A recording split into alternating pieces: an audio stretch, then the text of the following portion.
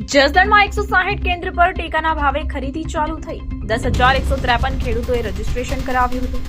ગુજરાત સરકાર દ્વારા ખેડૂતોને તેની જણસીનો પૂરતો ભાવ મળે તે માટે 160 કેન્દ્ર પર ટેકાના ભાવે ખરીદી ચાલુ કરી હતી।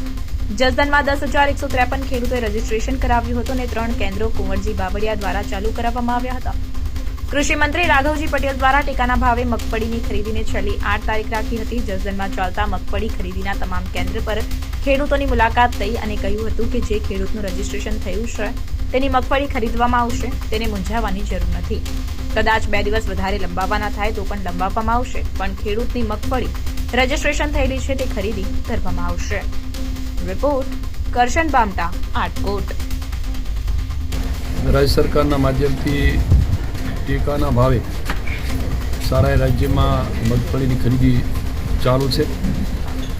આજે 8મી તારીખે મગફળીની જેમને નોંધણી કરાવેલી હોય એવા ખેડૂતોની ટેકાના ભાવથી મગફળી ખરીદી માટેનો આ છેલ્લો દિવસ હતો, પરંતુ ગઈકાલે રાત્રે જ માનનીય કૃષિ મંત્રી રાઘવજીભાઈ પટેલ સાથે વાત થયા મુજબ મેં પણ એમને કહ્યું કે હજુ કેટલાક જેમને રજીસ્ટ્રેશન કર્યું છે એવા ખેડૂતો હજુ મગફળી લાવવામાં હજી મોડા પડ્યા છે, એટલે આપણે એને મુદત વધારવી જોઈએ।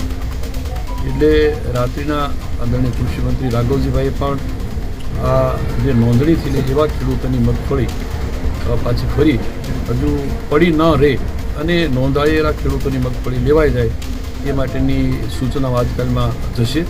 પણ મીનવાઇલ આજે વિછિયા અને જસદણ જે ત્રણેય સેન્ટરો ઉપરથી MSPથી મગફળીની ખરીદી થાય છે એ ખેડૂતોને મળીને એની વાત સાંભળીને એમને જે નોંધાયેલા ખેડૂતો છે એમની મગફળી પડતર ન રહે અને MSPના ભાવથી ખરીદી થઈ જાય એ રીતની ત્રણેય સેન્ટરો ઉપર મેં મુલાકાત લીધી।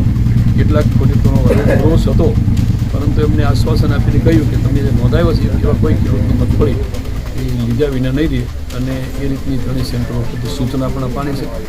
અને ત્યારબાદ માનનીય કૃષિ મંત્રીશ્રી સાથે અને ગુજકો માસોમાં પણ મેં વાત કરી આપણે જેનો નોંધણી થયેલી છે બધા ખેડૂતોની મગફળી લેવાઈ જાય એ રીતની વ્યવસ્થા કરવી જોઈએ।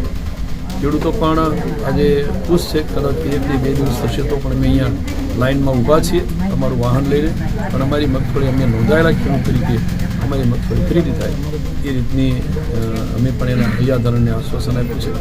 રોડ ઉપર જે વાહનો મગફળી ભરેલા પાર્કિંગ હતા એને પણ વ્યવસ્થિત રીતે ગોઠવાય એ રીતની પણ વહીવટીતંત્રને સૂચના આપી અને એ પ્રમાણે વાહનો એને ટોકન આપીને સાઈડમાં જ્યાં અકસ્માત ન થાય એવી જગ્યાઓ પર પાર્ક કરાવ્યા છે અને તબક્કાવાર જે નોંધાયેલા બધા ખેડૂતોની મગફળીની ખરીદી થઈ જશે।